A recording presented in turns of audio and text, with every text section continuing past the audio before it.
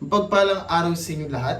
Ako nga pala si Abdul Wahab Arpa, nagmula sa ika-10 baitang, Pangkat Rizal. Ngayong araw ay itutula ko ang aking spoken poetry na pinamagatang Pwede bang payakap? Tao po, tao po, may tao po ba dyan?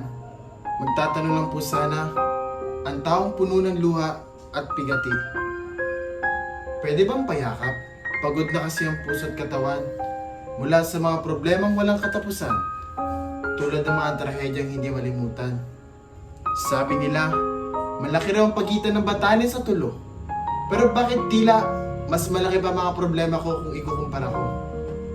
Kap, sa lahat ng sakit na tinago at mga pangarap na nasira at mga patak ng luha na di makita.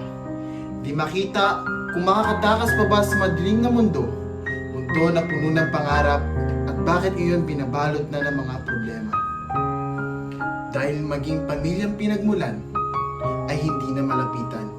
Hindi na malapitan ng pamilya tila noon ay puno ng saya, ay bakit iyon binabalot na ng trauma at trahedya. Parang gusto ko na lang bumalik sa pagkabata. Yung batang may bitbit na saya, hindi yung batang may mga pasanin na problema.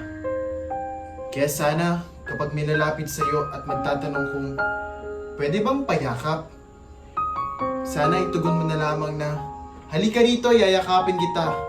Yayakapin kita mula umaga hanggang gabi. Dahil hindi man sigurado na mawawala ang iyong problema, pero panigurado na kakalma ang iyong puso at isipan na puno ng sugat na dala-dala ng mga problema.